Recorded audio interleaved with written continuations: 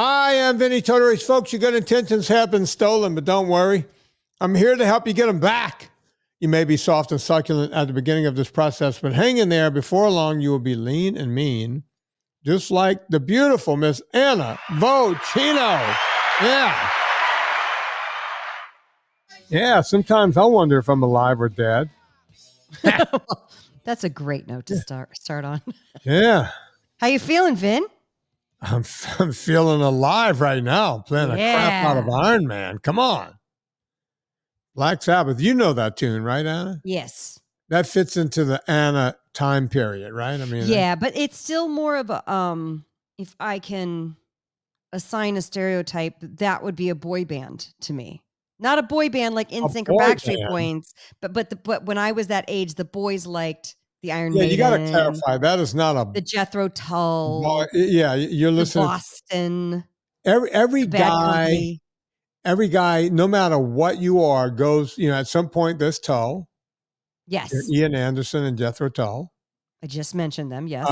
There's that's why I brought that up first. Oh, okay. I didn't know if you heard me say it because you got upset. There will be a Deep Purple. Sometimes, The Who. The Who is another one that will pop in there. Definitely. I felt it was more popular with the boys than with the girls. Oh, yeah. Oh, absolutely. So you go through iterations through your adolescence and early teens. And, and Black Sabbath is in there big time. Yeah. And there's one man, he wears a loincloth. You know who I'm talking about, right? No. You don't know the man who wore the loincloth, Anna? No, I just know that Ozzy Osbourne bit the head off a bat, and that that was always that was a myth. Yeah, urban legend. Yeah, he someone threw like a fake something on stage, and he did something. Yeah, and that was that. Who is the man in the loincloth? This man right here, one of the greatest guitar licks of all time, right there, Anna. And I know some people don't like him just based on his politics, but I always say I don't choose entertainment based on politics. If I like you, I like you. Yeah. And I'm going to tell you something else about the Nuge that most people don't know. Guy's one of the biggest rock and rollers of all time, yet never made it into the Rock and Roll Hall of Fame. Really? With that, I mean, come on. That riff right there alone. You don't have to have anything else. You got the riff from Stranglehold. That's all you need. Right. Boom. Rock and Roll Hall of Fame. I mean, you don't have to have other great songs like Wang Dang, Sweet Poontang. Leave that one right out. It helps. Yeah, I mean, that again, that's a single. It's gilding the lily. I mean, Cat Scratch Fever. Am I right, Anna? Am I right? Again, gilding the Nuge. I mean, the man wrote the words in that song. I can make the pussy purr with the stroke of my hand. That was the lyrics. And hence, Vinnie Tortorich's lifelong goal was born. Yeah. I've had cats ever since. Ever since. Is that what he was talking about? Yeah, mousers, I think. Yeah. Yeah. All right. So anyway, Anna, enough about music. We got a lot of fitness to talk about today. But you know what? The Olympics have been going on. Have you been following? We haven't. I've been watching a little bit of Olympics. I with the short form video now, you really get to see highlights because they pop up in your feed. Like I saw the Chinese synchronized swimming group. That was intense. Their routine was intense. I wouldn't have lasted 2 seconds in that routine. I saw the guy who had he did the what's the high jump, but his junk got in the way. No, it was the pole vaulter, and his pole got in the way. Yeah. The French guy. Pole vaulted, yeah. And I think there are a lot of women who are like, good for him. All right, let's talk about that. Would you rather win the goal or being known as the guy who had definitely they've known as the guy to hit? You know what? I want to be that guy. Yeah. Keep the gold medal. Because we have our priorities straight. The whole world just saw Vinnie, you. You're a fitness guy. You're an athlete. You don't want to win gold. You'd rather be known for the rest of your life as the guy whose junk was knocked over the pole vault, the high bar. Okay. What is it called? Is pole vault. He was a But the pole pole is vaulter. what you're using to vault with. What's the bar that he knocked over? That's just called the bar. That's Okay, he knocks the high bar over with his huge With his junk junk. unit. So here's the thing, gear. Anna. Yeah. Who won? Who got gold in without looking it up? Who won pole vaulting? I will never know. Who won female pole vaulting? I don't know. No idea. We'll never know. You know who we're talking about? Yes, that guy. The guy who knocked the bar down with his junk. Yeah, not only did I see the clip, but they were doing like a slow motion, like reverse forward. Yeah. So you could see everything. Yeah. Yeah, pretty much. Mm-hmm. So, yeah, that's where we are. That's where we are. What have you been watching? What have you been enjoying? Oh, I saw some sea kayaking. I thought of you. I whatever comes on when I'm on the spinner or the rowing machine is what I see. Yeah. But I've been watching the recap at night. They do like a 2 or 3 hour recap. Yeah, I like that. You get the highlights. You get to see the highlights. I like that they're not doing the sad. Remember 10 years ago, I turned it into a joke. They were doing sad piano music. Yes. Yeah, like everybody had a story. Like, are they not doing the sad piano piece profiles? Well, they're doing. Look, if anyone doesn't remember, what the Olympics finally came down to was something. I'm going to do a little piece of it right here. It's like they would go to the event, right, and you would see everyone warming up on the track, and then they would go to the girl from Serbia, and they would go, "This is." Give me a Kashka. Serbian name. Kashka. Yeah. Oh, my sister-in-law is Serbian. Nevis. Let's use her name. Okay. This is Nevia Kashkas from Serbia. Right. And it's really interesting that she made it to these Olympic Games, and the girls like getting ready to get in the starting blocks. And then they break away and they would show her story. The and human interest piece. You would hear something like this. Kashka was in Serbia, and a country that was war-torn. And her whole family was killed. And she lost both arms and both legs. Kashka was a survivor. But somehow, born in Serbia, she grew arms and legs back. I'm just trying to help you with a little narration. Yeah, go on, Ann. Pick it up. Pick it up where I left off. Go on. Kashka is what's known as a no armed, no legged contestant. A quadruple amputee. Yes. A quadruple amputee. Thank you. Yeah. I didn't want to be disrespectful. I just Go didn't on. get the word. Kashka managed to qualify in Serbia, not only as a national hero of Serbia for the Olympic team, but she has a real shot at bronze, silver, or gold today. And then they would go right back to the event. Now you see Kashka in the starting blocks. Right. And she would get her ass whipped by some girl who Nike supports from the United States that went to Oregon. Or just any Russian. Like you're pulling. At least when we were kids, it was any Russian. You were pulling for Kashka, right? Like you wanted the girl to win.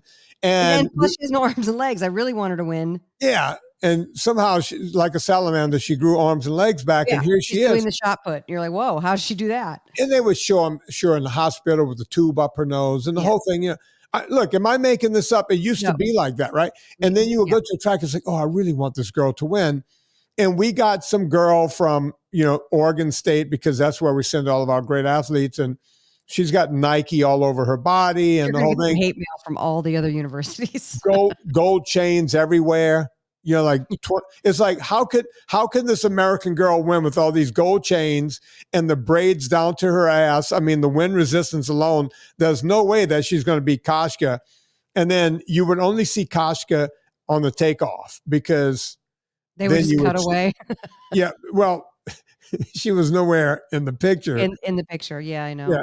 Even in a 100-yard dash. Well, they would pick the most come from behind human interest piece on the athlete. Go to their home place, get all the photos from their parents, and put together the sad piano music thing. And you wound up rooting for them. But now I like it better that they just show everything, because I was saying I saw sea kayaking. Yeah. Because they built a false rapids thing. That's not sea kayaking. That's What was that whitewater one? kayak. It's Whitewater Yeah, kayaking. yeah. I didn't even know what I was watching, but No. 5 minutes at first I turn it on and this is the thought process. Oh God, this is boring. I don't want to watch this. 5 minutes. I'm invested. I want to learn all the moves. I want to understand the scores. I want to go do it. I'm rooting for people. My Yeah. arms are sore thinking about watching them do this. I'm into it. Yeah, and you start thinking, maybe I can do this. And maybe I can right? do that. Yeah. And I actually do 3 of the sports that I Mhm. did watch. I do archery, Yeah. Olympic recurve, and I do skeet shooting, which is, our guy Vincent Hancock, also known as Vinnie Hancock, Hi. won the gold medal again, like the 3rd time in a row. And also I do rowing now. So Yes. I Into know it. I know enough about rowing that when I'm watching it, I know what kind of pain they're in. Yeah, I know totally. the pain now because I'm doing it. And of course, the cycling. And the girl from the US who was a rowing, she rowed in college. She rowed, on a rowing team. And then she got into investment banking or trading or whatever. But to stay in shape, she started riding a bike. She's from Alaska. And somehow she quits her job about 2 or 3 years ago and just concentrates on riding the bike. And now she's a gold medalist. So Yeah. you got to love those kinds of stories. And by the way, they didn't show her story up front. When she won the gold medal, they now had to go scramble Right. And put it to together. figure out who this girl was. And it was like, oh, she was an investment banker and the whole thing. There's got to be a happy medium. They got to Right. figure it out. But did you see the sharpshooters? They look like video game stars. Well, okay. People have been asking me about the guy, and I think Gina and I talked about it on Wednesday because that show came up Oh, before well, don't this. repeat what you already said, but But I the just one guy never who seen them and they looked cool. there's a guy from like a Czech Republic or something. He looks like he walked off the street in janitor's clothes. I didn't see him. And people go, and he did 10 millimeter, air pistol, right? Mhm. So it's a pellet gun. And they go, oh, he was so casual. He didn't have all the funky glasses on. Right. And he had his other hand in his pocket like he just showed up. And no, folks, they all put their hands in the pocket to get it out of the way. And you have to shoot with one hand. You can't shoot with both hands. That's just how it's done. And because he's right-handed and right eye dominant, he doesn't have to have the funky covers and all that kind of stuff. Okay. So he Well, wasn't it's cool to see anyway. Yeah, he wasn't so special I as watched much the women. as he was, just lucky enough to be right-handed and right eye dominant, which most people are not. Yeah. So there you have it. Anything else? I did watch some synchronized swimming when I was on a bike yesterday. It's intense. That has to be the most athletic of all the. Are you looking at them? Do you hold your breath subconsciously? You're like, when they go underwater. And then you're No, like, I don't. But how are they moving? I do. how- I'm always like, and then I catch I love myself. that. I don't do that because I know that they know what they're doing, but they're smiling until they flip over. So I'm like, while they're smiling, they're controlling their breathing. These girls have been doing this. And I've noticed that those women are now in more shape. Like they look more athletic than they have in the past. And I'm not saying this for any other reason, but the synchronized swimmers, if you go watch 30, 40 years ago. Watch the Esther Williams. Well, Esther Williams days and all that kind of thing. They were more heavy set. They wanted to be more buoyant because fat adds more buoyancy. So they were incredible athletes who would try to put on weight to be more buoyant. But these girls are all lean and mean now and still able to do all of the stuff. So it's incredible. Yeah, it's amazing to watch.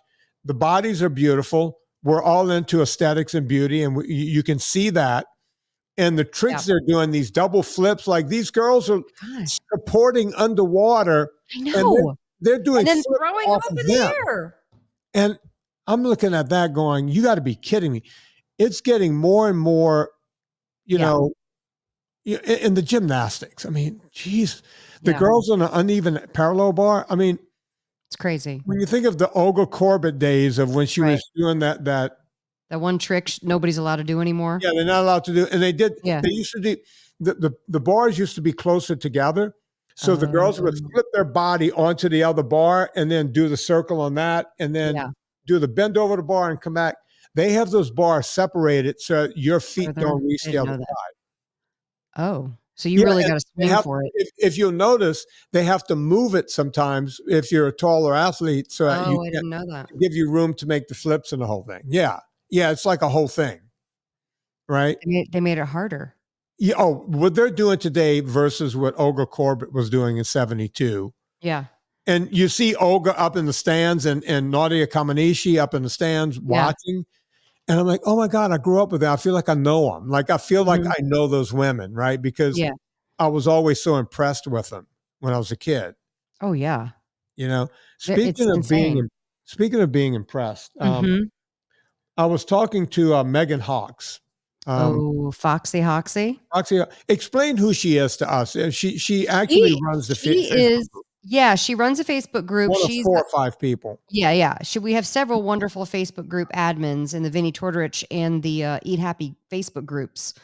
And Meagan helps us run those. She's been in this community for forever. How many pounds has she lost? Like she looks like an entirely new person. Like I want to say over 100. Over 100? Maybe. Yeah. I think it looks like she was wearing a fat suit and unzipped it and stepped out of it. You know what I'm saying? She looks completely different. Yeah. Yeah. And she is, I guess she's doing a lot of hiking. She's doing a lot of cycling. She's very busy. Well, so I guess you help her from time to time, right? You guys have consults? Yeah. And we were having a little chat today. And Meagan, all right, so Meagan got into some short distance triathlons and the whole thing. And she's now doing the thing, I call what she did the Lance Armstrong, because he started off being a triathlete. And this happens to a lot of triathletes. They'll start liking one of the sports more than the other. Sometimes they go, I don't really like cycling, or I don't like running. I just like being in a pool. So they just stop doing everything and become swimmers. The more of all the common things is they'll stop cycling and swimming and running and swimming, and they'll just cycle. That seems to be the most common. Because you could get better at cycling and it's free and you're outside and you feel free and you're buzzing along and it never feels like exercise.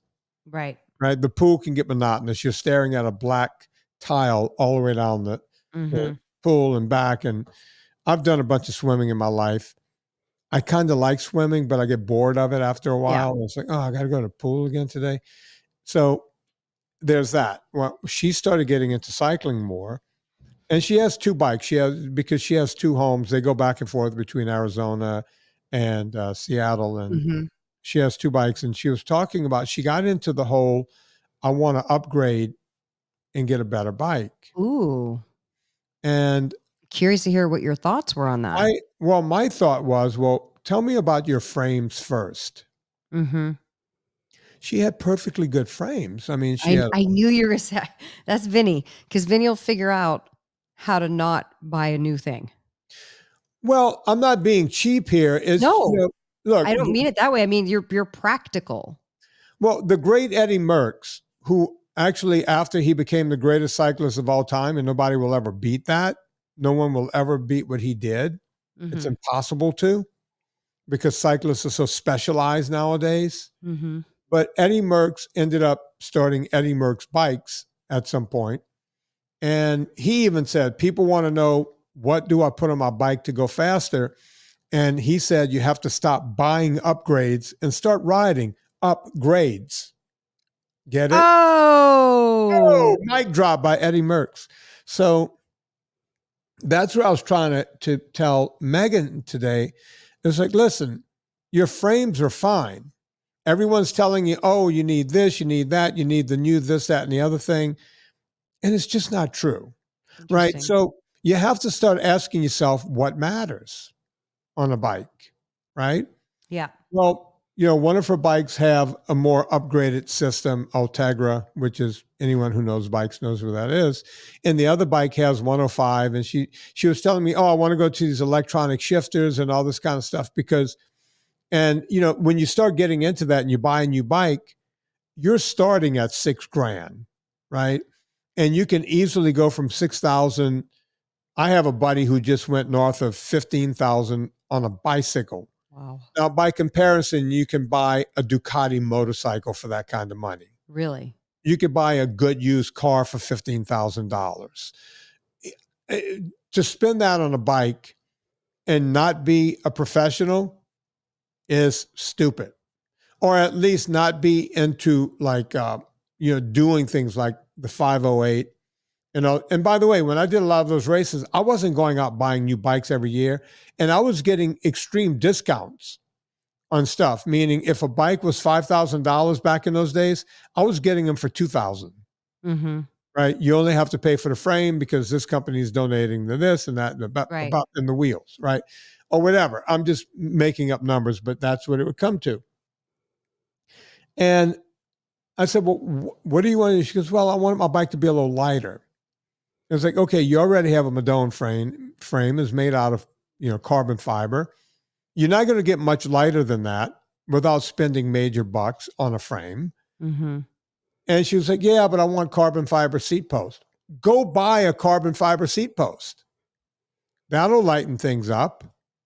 And she goes, but the stem and the handlebars, go buy those parts and add it to the bike you have. It's so much easier to add to the bike instead of spending all that money. And if that makes you feel better and makes you think you're going to go faster, knock yourself out. I've always said the best way to drop the weight on the bike is to drop weight of the engine. You're the engine, right? If you can spend $1,000 on a bike and drop a pound, right? By changing out parts. Or you could drop a pound. Or you can drop a pound for free. Or drop 5 pounds for free. Yeah. Right? The engine is the heaviest thing on the bike. Right. So that's where we are on that. And then the other thing is wheels. I said, look, and she was asked backwards on wheels. She was like, yeah, I got these great carbon fiber wheels. And I was like, yeah, for race day, right? And she was like, no, I use them every day. Oh, you're only supposed to use them on race day? No, carbon fiber wheels, that's like using paper mache. Those things, you will wreck them, right? Oh. You will tear them up. Those things do not last well. I sent her videos of the bike that's behind me. I got 32 spokes on the back and they're double butted. I have 28 spokes on the front. These are heavy ass wheels. And I built them myself with Mavic hubs and Mavic, rims, but they're heavy wheels. Yeah. And that's what you train on, right? Doesn't matter what you train on. You want it to be heavy. So when you get to the race, you have, a lighter roll weight, right? So folks, don't let bike, everyone wants to sell you something. Everybody in your race club, everyone you ride with will tell you why you need electronics this and disc brake that and all of this stuff. But the bottom line is there's so much improvement you can do on yourself before you ever get to any of that. Okay. So what did you tell her to do? I told her, a couple of things. After, we mentioned, you could go, if you want to spend some light bucks on changing a seat post, changing a stem and some handlebars and some of this other stuff, you want to spend money on that. I would tell you to take your race wheels off, put the heavier wheels back on. And then we got into her cadence. It's like, where's your cadence? She goes, well, I'm at 80. I was like, okay. Did you know that everybody who's ever won a Tour de France more than one time or more than 2 times, the guys that went 5 in a row, the Fignons of the world, who's the great French guy, Bernard Hinault, Lance Armstrong, all of these guys, the Spaniard, I can't think of his name right now, the great Spaniard that was there right before Lance, 5 tours. All of these guys were spinners. They could spin it up. They can hold anywhere from 95 to 100 RPMs all the time. So as I told Meagan, instead of Indurain. Yeah, I think Indurain was the great Spaniard. And all of these guys were spinners, right? They rode high cadence. The only guy in there that won, he only won one time. He was a great cyclist. His name was Jan Ulrich, German, right? Rode for Telecom, won one tour. He was the last masher that won, a guy that just did low RPMs and just mashed it, right? Mm-hmm. El Perito, the little pirate from Italy. he was a spinner. They were all spinners. That's what you have to know, right? So if you want to get faster, you're going to go, you got to go slower to get faster. You've heard me say this before. Yes, you talked about that with running. Yeah. So I told her, I said, look, you go up a gear or two to make it easier to spin and start getting your brain to know that you want to be at 90, 91, 92 RPMs. That's rounds per minute on the pedals. And then after you get used to that for a month or two, then you start dropping a gear here and there. You start making it a little harder where you can still do 92, 91, something above 90, right? And you'll start noticing your speed picking up. Sometimes you have to slow down to go faster. Bottom line. Does that make sense? Do you tell her to wear a heart rate too, or just do it this way? She wears a heart rate. She also has a cadence meter on her bike, and she has a speedometer. She has all the gear. All the things. Yeah. So she can watch it, right? And I told her, I said, look, you're going to call me next week and go, Vin, I'm getting to 90 RPMs, 92, but I'm so much slower overall. Yes, you're going to be slower at first. Okay, that's good.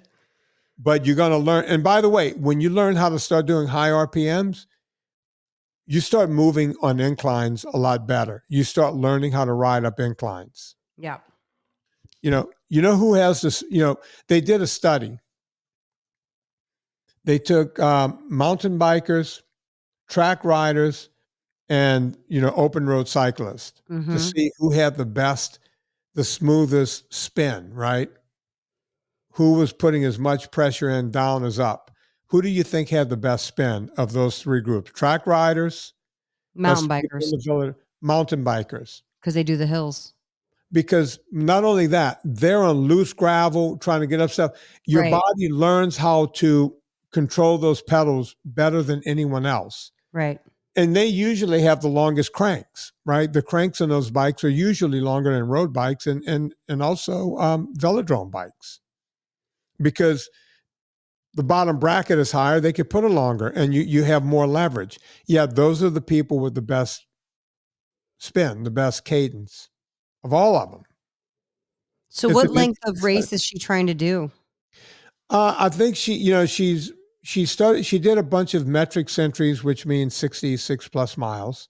Wow. And then I think she finally did her first century. When people start doing their first 100-miler, yeah, I think she did that in practice. I don't think it was an event. Very cool, Fawksy. She is like getting into it. And look, this is a woman, folks, who's dropped 100. I'm so proud of her. It's amazing. I just want to say this publicly. I am so proud of this woman. And I hope she hears this and reposts her story, because every time she posts her story, it helps so many people. I should bring her on the Friday show. Yeah. I'm going to bring her on a Friday show and talk about her journey, because her that's a good journey idea. is not straightforward. She's failed a lot. Mm-hmm. I'm going to write to her right now. You write to her right now. I'm producing on a fly here, Anna. I'm so proud of you. I've never been more proud of you than I am at this moment. Would you like to do a Friday show to talk about your success as well as your failures? Oh, I hope she says yes. Boom. Let's see what she says. I bet she says yes. I'm going to start doing more Friday shows, because I'm finding in the VIP group that when people I thought you were doing Friday shows every Friday.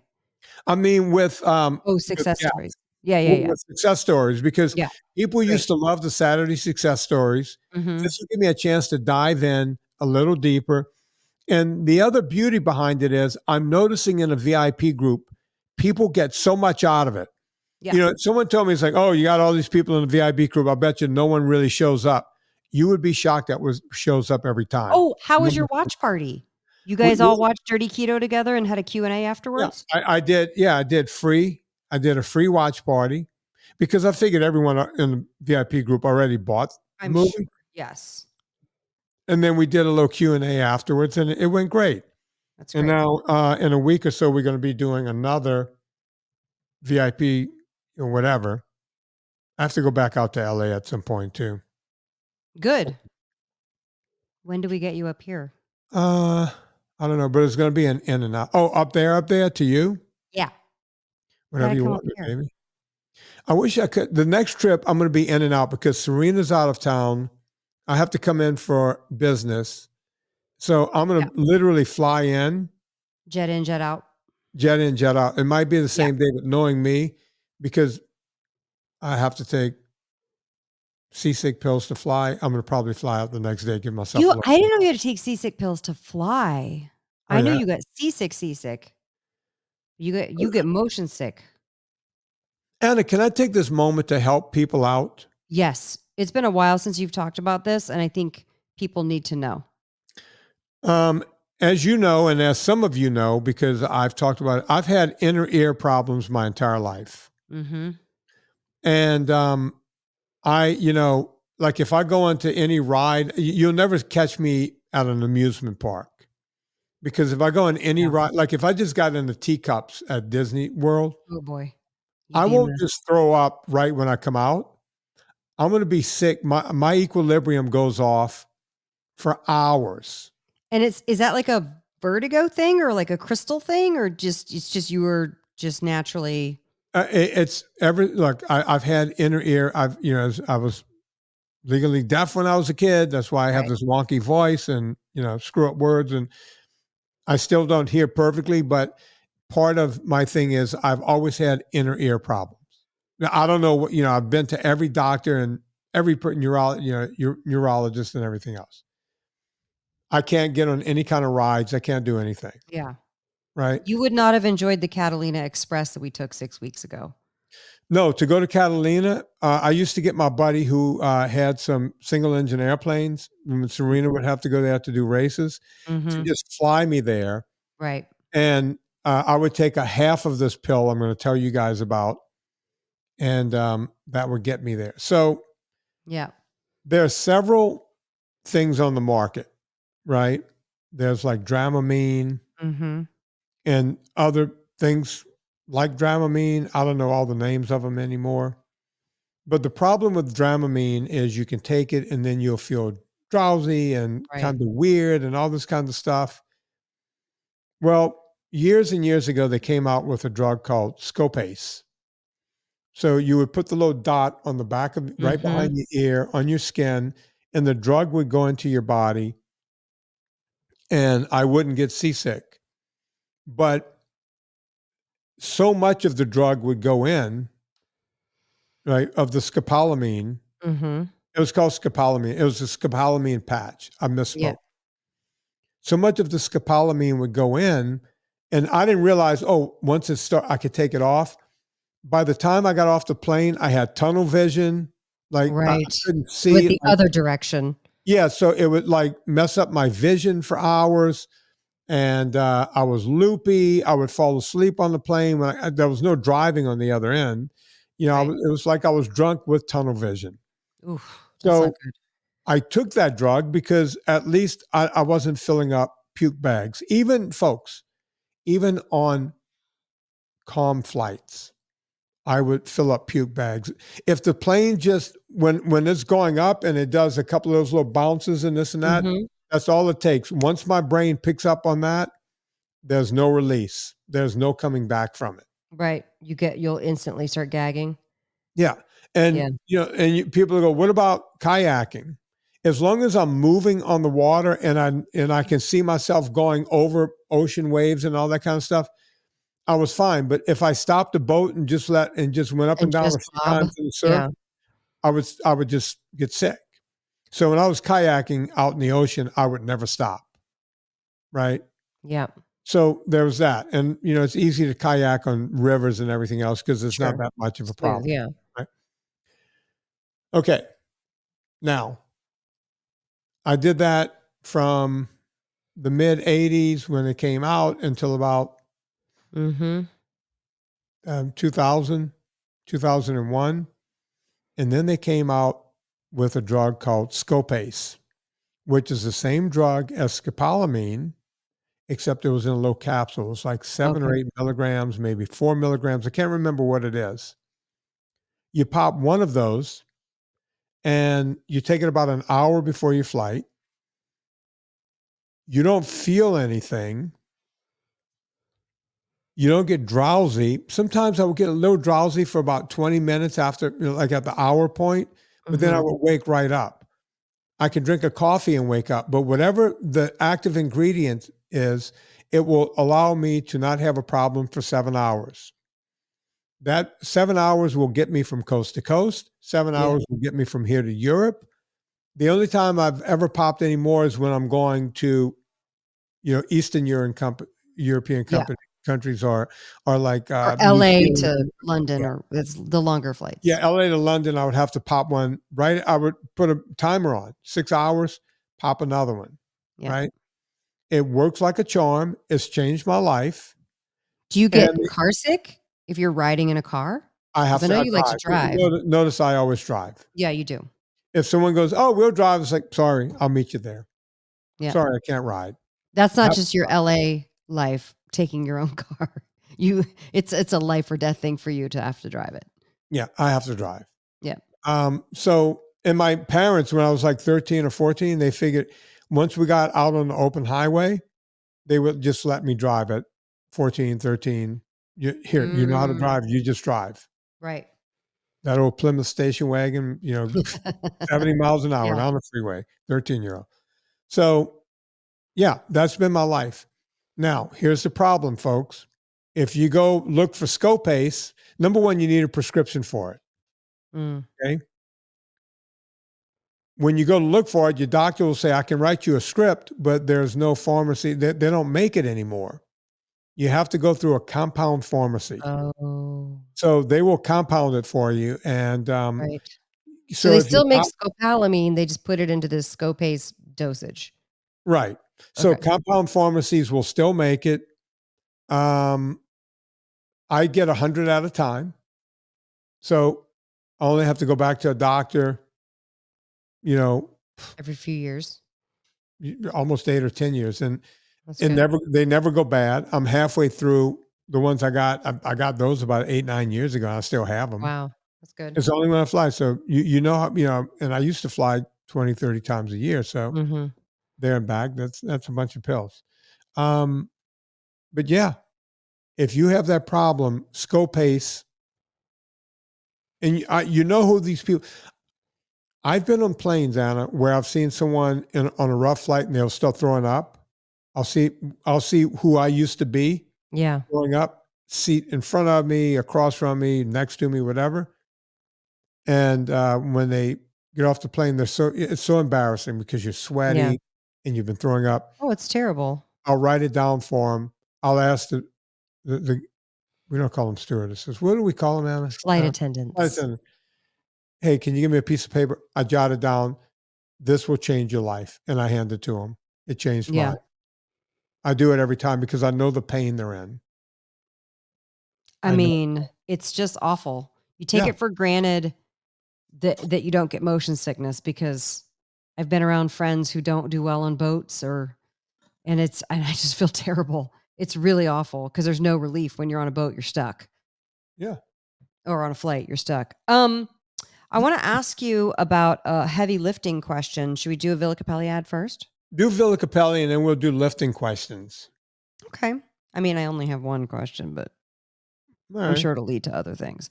Villa Capelli olive oil. You know what somebody wrote me on Instagram? I have no idea. Somebody wrote me on Instagram. Mm-hmm. And I know what it was. I posted a picture for one of my pistachio crusted salmon recipe from the first cookbook. Mm-hmm. And somebody wrote, hey, what oil do you fry this in? And by the way, it's a pan fried recipe. Most of my stuff is pan fried. So it's not like, and when I say pan fried, use a tablespoon or two of oil and you're sauteing it. Mm-hmm. And I said, I cook this in Villa Capelli olive oil always. And in fact, most of my recipe, 100% of the time when I write in my recipe for extra virgin olive oil, I'm using Villa Capelli 100% of the time. That's what I'm using. I will fry things in coconut oil or in butter sometimes, depending. But Villa Capelli olive oil is what I use the most. And that is because it is the cleanest, purest extra virgin olive oil that you can buy. And it's not crazy expensive. Olive oil is very expensive. It's tough to get olive oil If you're going for cheap olive oil, I'm sorry, it's not olive oil, or it's been cut, or it's old, or it's got chlorophyll or deodorizers in it. You don't want it. You want a decent, real olive oil, and you need to get to learn to know your producers. Villa Capelli is produced by Stephen Crutchfield in Puglia, Italy. In fact, they're going to start harvest very soon here. Frantoio and Cortina olives harvested early in the season for that Puglia pinch, meaning it's got a little peppery finish that will get you in the back of the throat when you taste it. Pepper, yeah. So good. And when you get it, you're going to want to use the discount code Vinnie, VINNIE, and you're going to get 10% off your order each and every time. We always say, get your cart size. I know he's raised the price a little bit. There's nothing crazy. Raise your price. You get your cart size to around $145, $150. Use the discount code Vinnie for your 10% off, and you'll still qualify for free shipping. This is important because it costs a friggin' fortune to ship a heavy thing of olive oil across this great nation of ours. So make sure you check out Villa Capelli olive oil. You will not regret it. And thank you, whoever that was who wrote on my Instagram. They're like, what oil do you use? And I was like, are you lobbing me a softball? Or not everybody knows, you know? That's why we have them advertise on this show. You need to get Villa Capelli olive oil. You will love it. It tastes amazing. I mentioned Villa Capelli on the Adam Carolla show a couple of weeks ago. Mm-hmm. And I've gotten no shortage of people on Twitter or X or whatever we're calling it today saying, hey, man, what's that olive oil you told Adam to get? And it's like, yeah, go get this stuff, man. Promo It's code really Vinnie. good. Okay, Anna, you got weightlifting. Okay, so here's something I've noticed. When it happened once, whatever. When it happened twice, still whatever. When it happened 3 times, I started to go, hold on. And now it's happening almost every time. So I don't know. I'm going to lay it out there, but I don't know if this is a result of just getting older. Is it a result of a vitamin or a mineral deficiency? Is it a result of, because it took me a while to dial in. I'm doing the HRT. And just if you're new to this show, I had a hysterectomy 8 months ago and ovaries, everything gone. So I'm doing the HRT to replace some stuff. And it definitely affects your sleep when you're trying to dial in your hormone stuff. And I know that everybody who's out there going through perimenopause and menopause the sleep game is real. So I have noticed I used to, when I would lift heavy, I would sleep like a baby. It was honestly the best I would ever sleep is the night after I lifted heavy. And so I learned that was my trick to get some sleep. Make sure you have exhausted yourself, right? But lately I have noticed that I'm lifting heavy and I am up in the night. I feel a little achy, a little creaky. Like I'm antsy, almost like it's not restless leg because I don't have rest. I'm not kicking, but I'm up and I'm not sleeping. Could it be related, or is it just something? I mean, I know you're not a doctor, but I'm just like, is this normal? It could be related. Do you know where your hormone level is taking the HRT? Do you know? Yes. Okay. I do blood work every month. Yes. All right. So whenever you lift weights heavy, you actually spark your hormones to, you want to say something? No, I was going to say, I do go to failure. Just, I wanted to be really clear. All right. No, I know what you're doing. So Anna's working out hard, and that will help promote a rise in testosterone on top of the fact that you're taking hormones, right? And it could be enough, I'll use me as an example. I don't take any hormone replacement therapy at all. I don't believe in it at all. And I know people are going to push back. Well, Vinnie, you don't understand. Okay, maybe I don't understand, but my testosterone for the past, since probably 2008, has ranged anywhere between, when I've been tested, 200. I've seen 189 one time, but usually between 200, usually closer to 250. And one time when you go early in the morning, you'll get a much higher number. One time I had just shy of 400. So let's call it 400. It was like 380. What is the optimal or functional range you're looking for men? Oh, they'll say, oh, you need to be at 800 or 700 and this kind of stuff. I have the testosterone level of an old man. And you have for years, right? You've been talking about this for a while. Yeah. It's been ever since my cancer, but I refuse to take any Right. kind of replacement because Exogenous hormone. Yeah. I don't They want don't to, want yeah. whatever could come with it. Maybe I won't get cancer. I don't know. I don't want to find out. Right. Right. I don't believe in them. I don't take them. So my question has always been, for me, to several different doctors. I'm going to brag here a little bit, Anna, but I have to make the point. Okay. Doc, look at me. I carry good muscle mass for now a 62-year-old man. Right. I work out. I can still have sex, no problem. Right. That's usually what goes for a lot of guys. Mm-hmm. They'll put up with it until they can't get the mingy going. The stamingo is laying limp. No problem. No problem whatsoever. And by the way, I'm not having strange. I'm with the same woman all the time. Right? No problem having sex. No problem putting on muscle mass. Even though I know I'm diminishing because of my age with sarcopenia. Can I ask a dumb question? I don't know, men. Is the strange thing like you want strange? You know how it can be exciting to be with a Oh, okay. So because the mental game would be more exciting. Yeah, Okay, the mental game can help you, but got it. they say if you can't get it up, find a different woman. I don't have any of those problems. I didn't know that they said that. That's horrifying. That's what But guys okay. say. Okay, great. Good to know. We know now, ladies. That's what they're saying out in the streets. Listen, I've been faithful to the same woman for damn near 18 years now, and no problem. So Yeah. you would think a guy with low testosterone. So I've asked, between the doctors I've asked off the air on this show, the Ben Bigmans of the world, the Eric Westmans of the world, the Tim Noakeses, on and on and on, not to mention my doctor, who's a close friend of mine. And they all say the same thing. It doesn't matter how much, even though you have that low number, your body utilizes its free testosterone That's the important very thing. well. Well, That's maybe they're the not important thing. testing for the correct thing. Well, Maybe they could maybe your receptors are on point because you exercise. You know what I'm saying? Maybe you know what I mean? who It's knows what it is, but my body's grabbing, the free testosterone, sure. using it to its, so when you hear this bullshit, you need this testosterone level, that estrogen level, the other progesterone level. I don't get it because I'm doing just fine. Yeah. Right. Well, I think I'm going to just say one caveat here because obviously I am doing HRT. You're not doing HRT. Right. I think that I would rather speak for me to the female experience and you speak for your male experience. Right.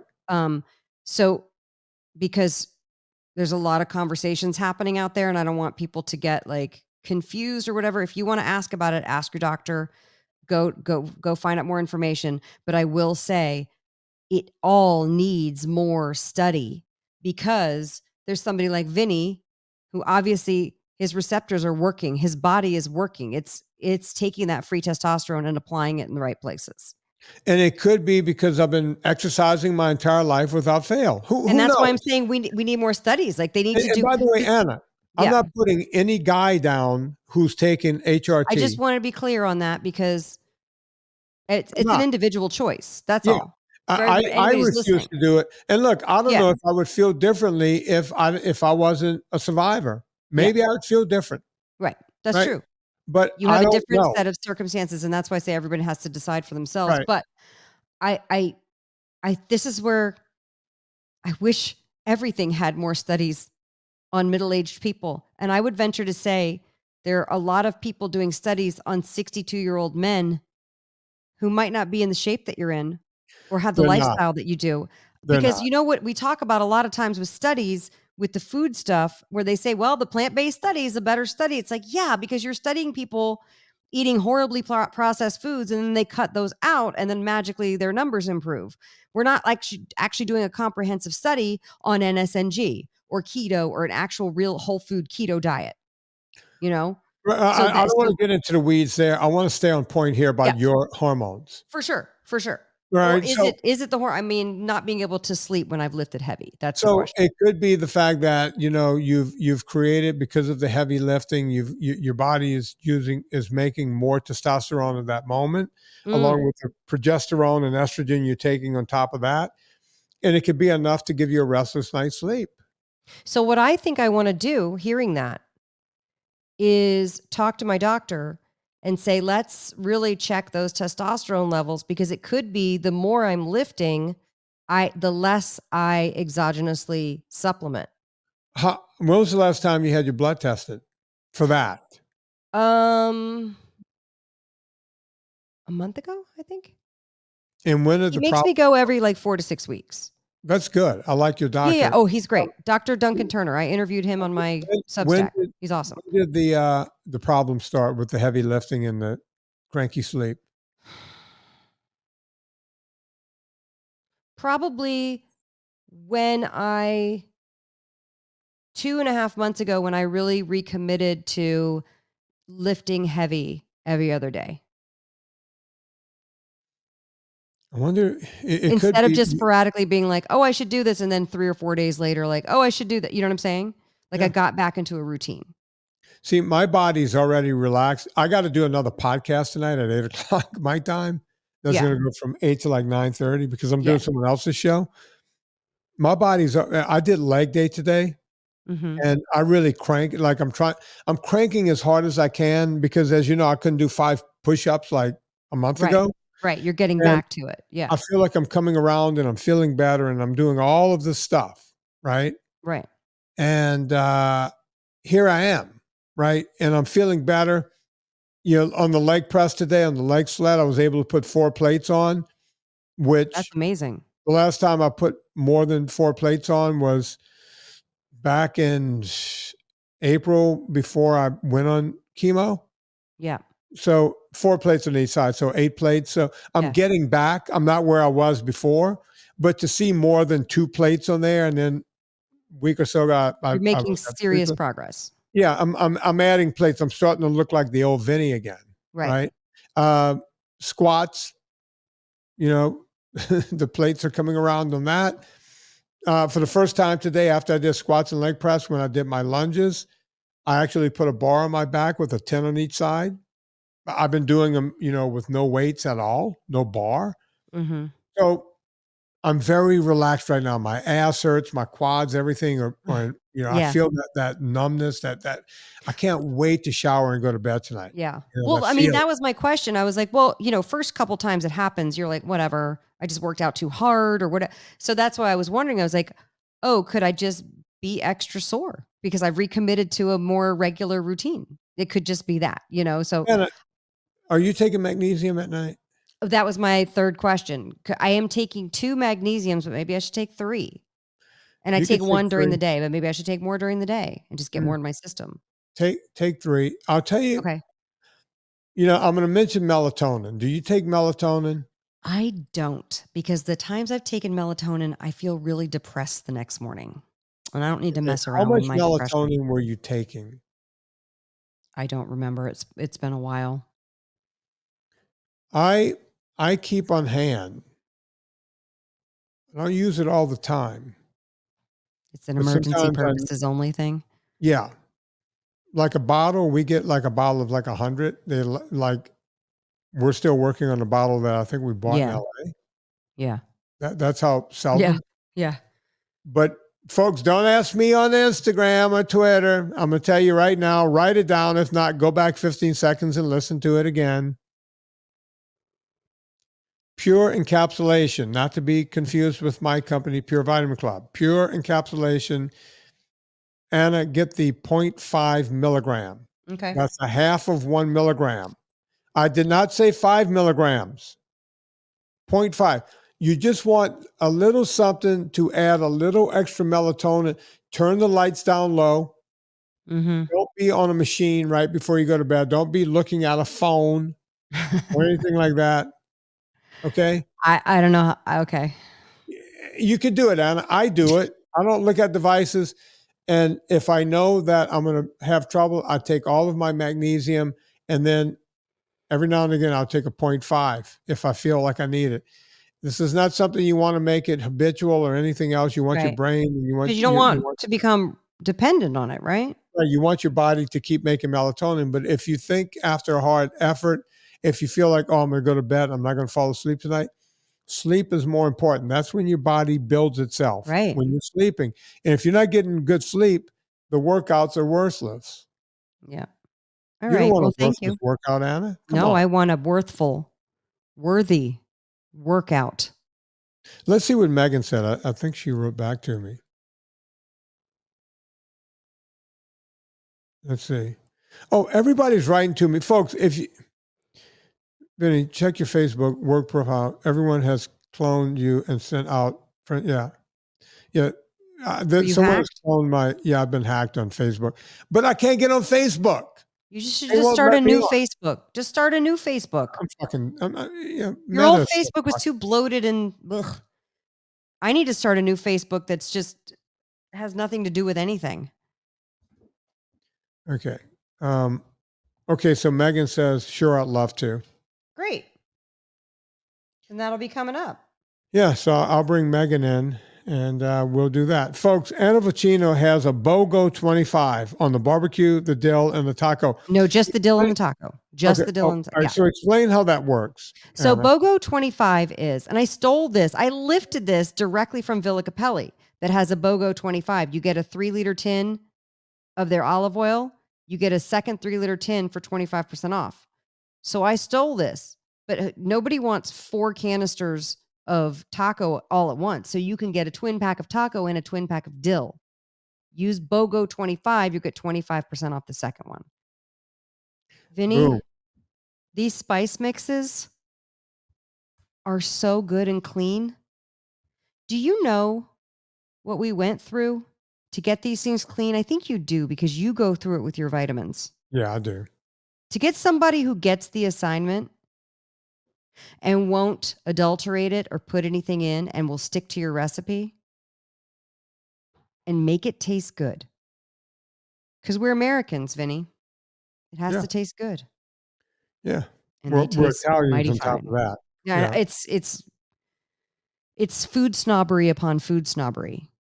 And not in like a foodie kind of like Michelin star way. It just has to taste freaking good.